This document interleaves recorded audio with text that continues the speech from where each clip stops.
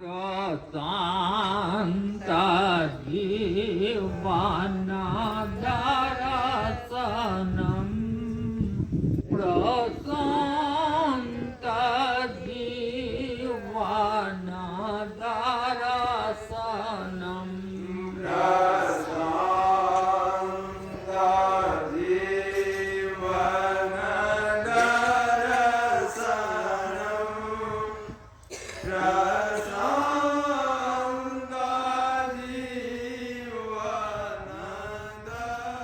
प्रशान्तजीवनदरसनं हरि ओम आनंदम प्रशांत जीवन दर्शनम नमो नारायण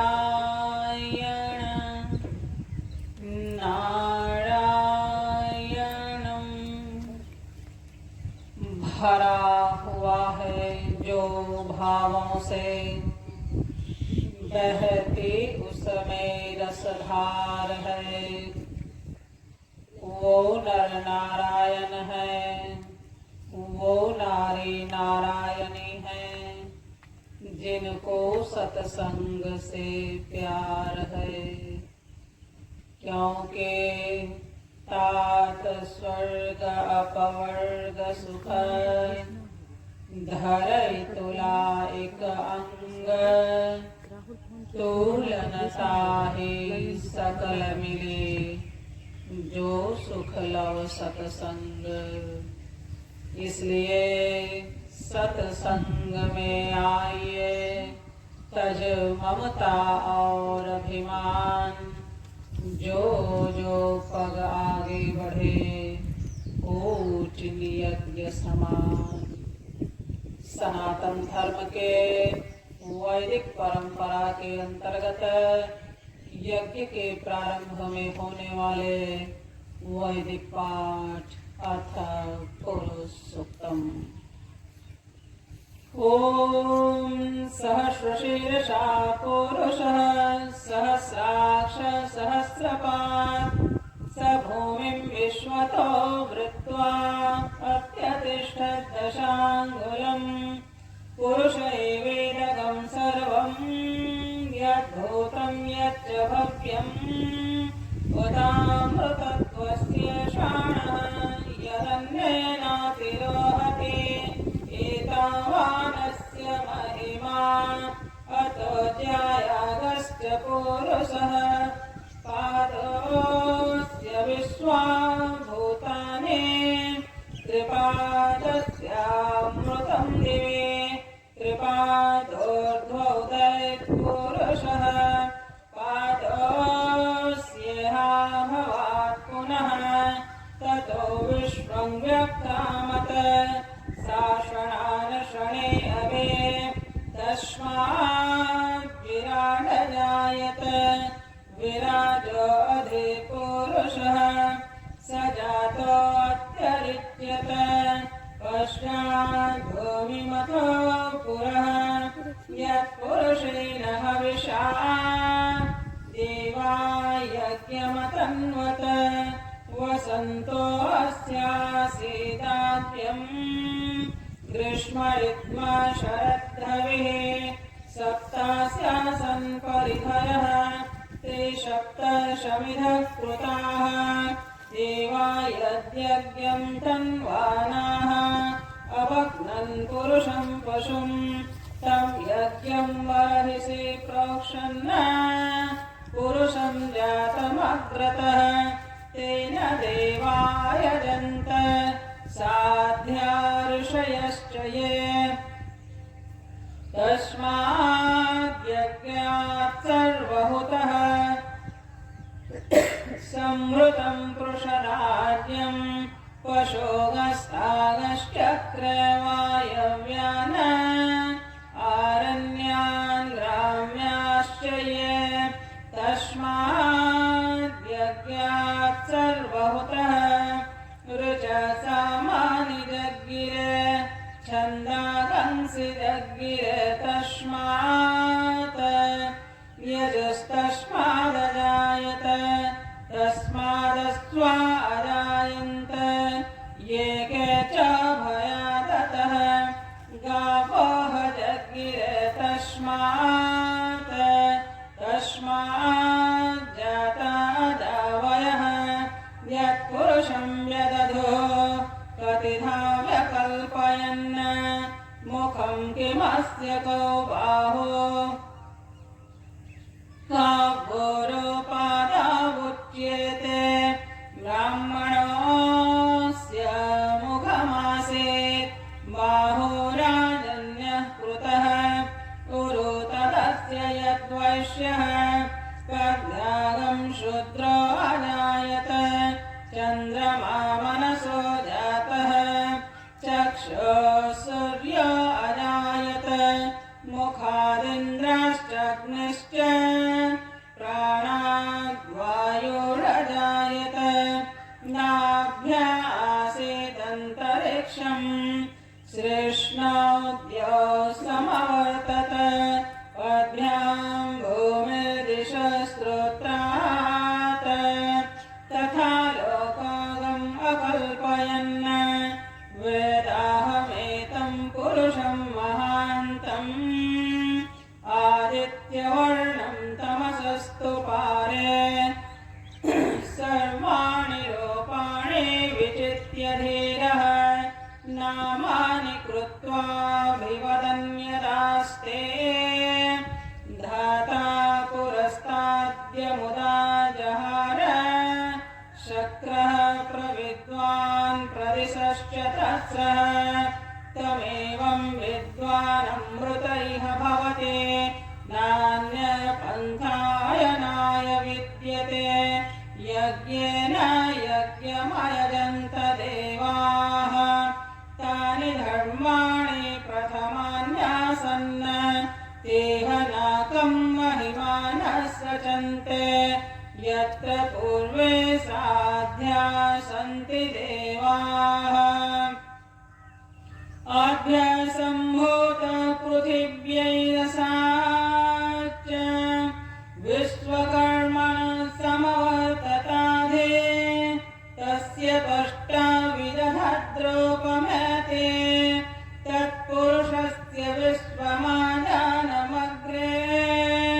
वेदाहमेतं पुरुषं महान्तम् आदित्यवर्णं तमसः परस्तात् तमेवं विद्वानमृतैः भवति नान्यपन्था विद्यते यनाय प्रजापतिश्चरति गर्भे अन्तः अजायमानो बहुधा विजायते तस्य धीरा परिजानन्ति योनिम् मरीचीनां पदमिच्छन्ति वेधसः यो देवेभ्यः तपति यो देवानां पुरोहितः पूर्वो यो देवेभ्यो जातः नमो रोचाय ब्राह्मये रुचं रामं जनयन्तः देवा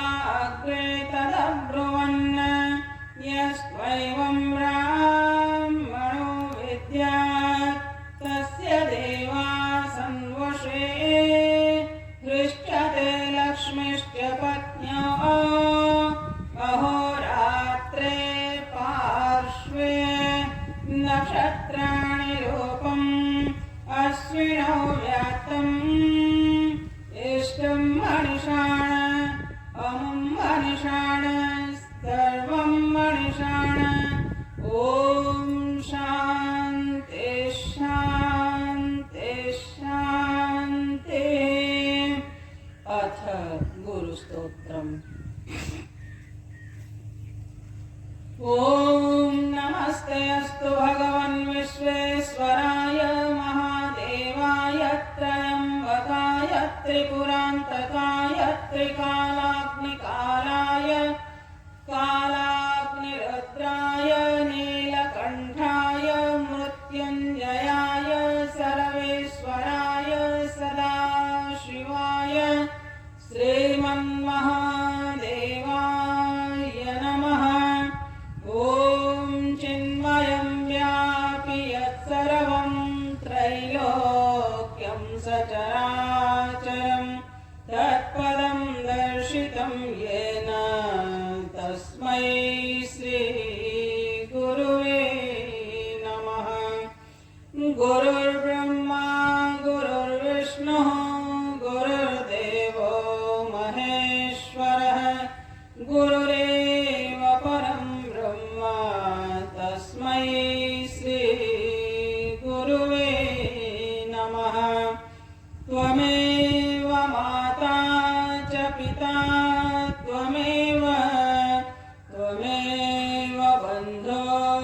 सखा त्वमेव त्वमेव विद्या द्रविणं त्वमेव त्वमेव सर्वं मम देव देव त्वमेव सर्वं मम देव देव।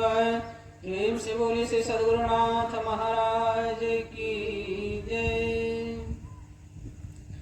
अथ गणपत्यर्थशीर्षोपनिषद।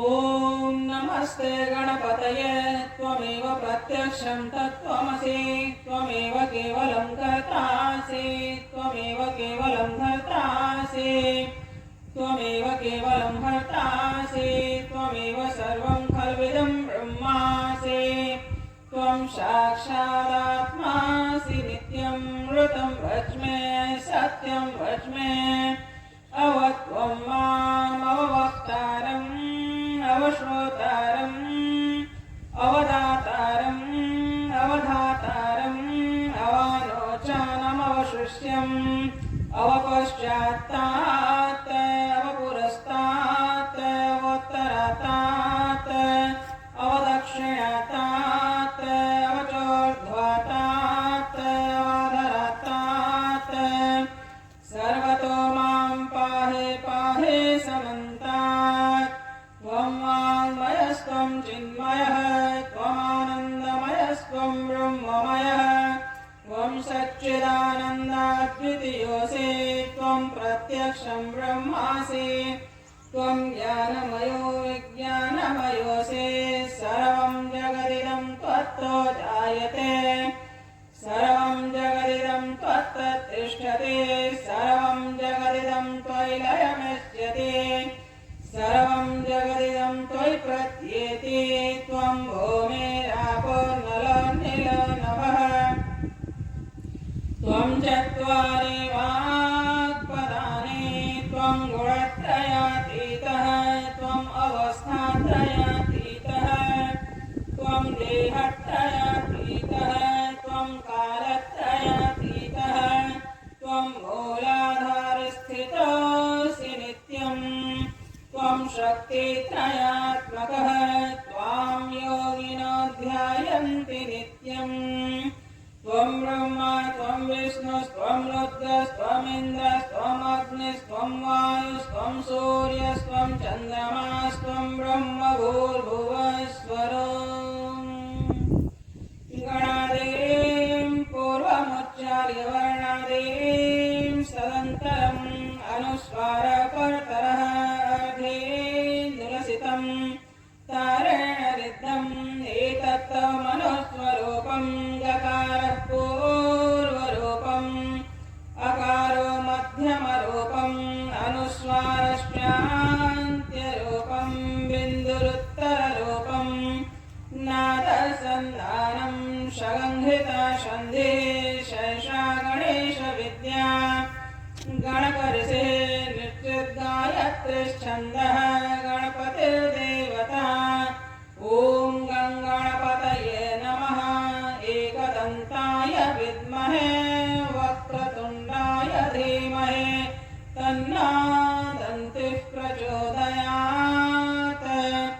एकदन्तं चतुर्हस्तं पाशमङ्कुशधारिणं रथं च वरदं हस्तैर्बिभ्राणं मूषकध्वजं रक्तं लम्बोदरं शूर्पकर्णकं रक्तवाससं रक्तगन्धानुलिप्ताङ्गं रक्तपुष्पैः सुपूजितं भक्तानुकम्पिनं देवं जगत्कारणमच्युतम् आविर्भूतं च सृष्ट्यादौ प्रकृतेः पुरुषात् परम् एवं ध्यायते यो नित्यं स योगी योगिनां वरः। नमो व्रातपतये नमो गणपतये नमः प्रमथपतये नमस्ते अस्तु लम्बोदरायैकदन्ताय विघ्ननाशिने शिवसुताय वरदमूर्तये नमः। ॐ शान्ति शान्ति शान्तिः। अथ वैदिक आरती। ओम राजाधिराजाय प्रसह्यसाहिने नमो वयं वै श्रवणाय कुर्महे समे कामान् कामकामाय मह्यं कामेश्वरो वै श्रवणो दधातु कुबेराय वै श्रवणाय महाराजाय नमः। ॐ न कर्मणा न प्रजया धनेन त्यागेनैके अमृतत्वमानशो परेण नाकं निहितं गुहायां विभ्राजते तद्यतयो विशन्ति वेदान्तविज्ञानसुनिश्चितार्थाः सन्न्यासयोगाद्यतयः शुद्धसत्त्वाः ते ब्रह्मलोकेषु परान्तकाले परामृतात् परिमुच्यन्ति सर्वे दहरं विपापं परमेष्मभूतं यत्पुण्डरीकं पुरमध्यसद्गस्थं तत्रापि दहरं गगनं विशोकस्तस्मिन् यदन्तस्तदुपासितव्यम् यो वेदादौ स्वरप्रोक्तो वेदान्ते च प्रतिष्ठितः तस्य प्रकृतिलीनस्य यः परस्य महेश्वरः न तत्र सूर्यो भाति न चन्द्रतारकं नेमा विद्युतो भान्ति कुतोऽयमग्निः तमेव भान्तमनुभाति सर्वं तस्य भासा सर्वमिदं विभाति। प्रेम से बोले श्री पुरुषोत्तम नारायण भगवान की जय। ओम पूर्णमद पूर्णमिदं पूर्णात् पूर्णमुदच्यते पूर्णस्य पूर्णमादाय पूर्णमेवावशिष्यते। ओम शान्ति शान्ति शान्तिः। हरि ओम श्री गुरुभ्यो नमः। हरि ओम। वैसे ही जीव जब अपने स्वरूप में पहुंच जाता है तब यह जीव विश्रांति का अनुभव करता है। इससे इतर यह जीव विश्रांति का अनुभव नहीं करता, बल्कि यह सुख और दुख ये दोनों किनारों से होता हुआ गति करता रहता है और विवस्था का अनुभव करता है। इसलिए इस जीवन की गतिशीलता से हम कैसे छूट सकते हैं? जीवन मुक्ति की जो स्थिति है इसको हम कैसे प्राप्त कर सकते हैं? तो भगवान कहते हैं कि जीवन मुक्ति के लिए, जीवन की पूर्णता को प्राप्त करने के लिए हमें इन त्रिगुणों से पार जाना होगा। प्रकृति से पार जाना होगा। और इन त्रिगुणों का परिणाम हमारे जीवन में क्या है? हम त्रिगुणों को नहीं समझ सकते। हमारे भीतर ये जिज्ञासा होती है कि हम त्रिगुण से पार कैसे जा सकते हैं। तो त्रिगुण के जो कार्य हैं, सत्वात् संजायते ज्ञानम,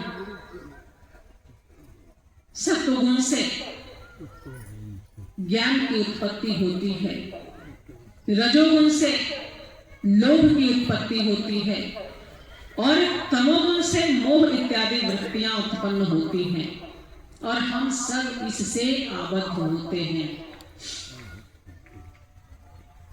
ज्ञान भी यदि स्वरूप से इतर हो तो यह बंधन का हेतु बनता है।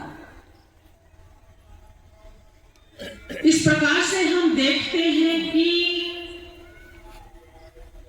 जब तक हम त्रिगुण में स्थित हैं तब तक कभी हमारे भीतर उत्कृष्ट वृत्ति, कभी लोभ की वृत्ति, कभी मोह की वृत्ति, ये सारी वृत्तियां बनी हुई रहती हैं और इससे आबद्ध होकर के हम कर्माशक्ति फलाशक्ति में आबद्ध हो जाते हैं।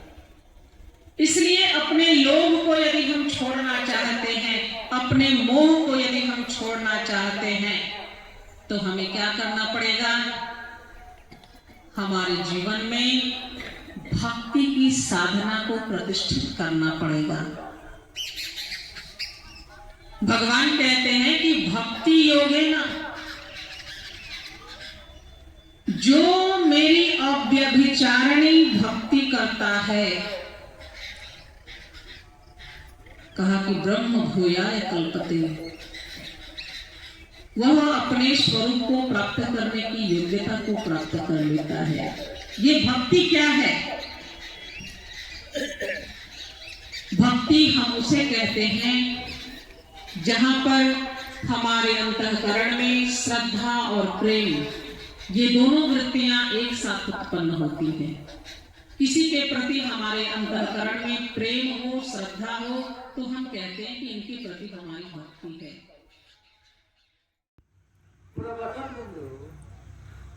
शुभ कार्य में शीघ्रता आवश्यक है और दुष्ट कार्य में शीघ्रता आवश्यक है। हम जो कुछ भी सोचते हैं, विचारते हैं, करते हैं, हमारे चित्त पर अंकित होते जाता है।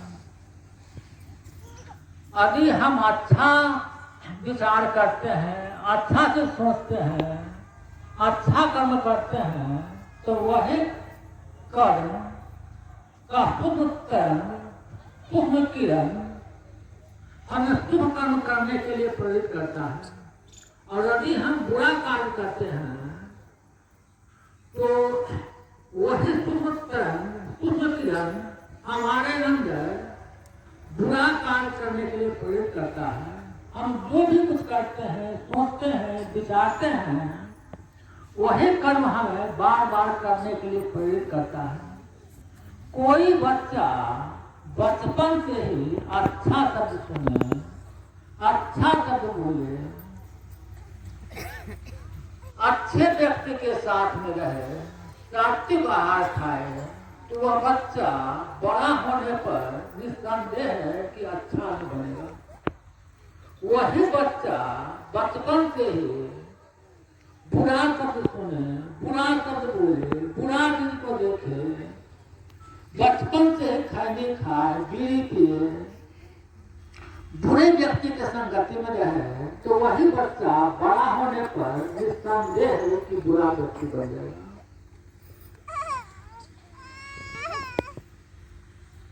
जो भी हम कुछ करते हैं, उसका प्रभाव हमारे चित्त पर पड़ते जाता है।